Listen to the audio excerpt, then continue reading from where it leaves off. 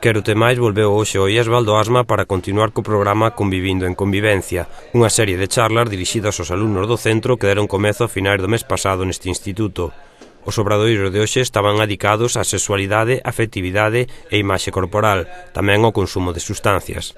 Bueno, que queremos simplemente un pouco clarexar términos, non? E clarexar algún aspecto que eles conviven día a día, pero non son capaces de asimilar. Respecto á sexualidade todos coñecemos ou escoitamos, pero logo tamén buscamos en webs que non son apropiadas, non? Esa información que creemos que temos ás veces é desinformación. Respecto ao tema de sustancias, pois na idade na que estamos empezan o contacto co consumo, non? Xa sexa pois un cigarro, xa sexa unha caña, entón, bueno, pois hablar sobre ese consumo. Asuntos que se trataron esta mañá e durante a tarde nos obradoiros e que quizáis podan clarexar dúbidas que os mozos non soben preguntar na casa ou que buscan moitas veces en lugares pouco apropiados de internet. Que ahora temos internet, que ás veces nos ven ben como arma, pero outras veces buscamos en páxinas non aceitadas.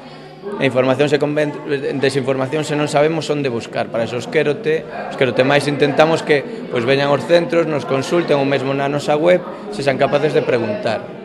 Quérote máis é un servizo dependente da Dirección Xeral de Xuventude e Voluntariado que tamén está presente en asociacións xuvenís e oficinas da Rede Galega de Información Xuvenil.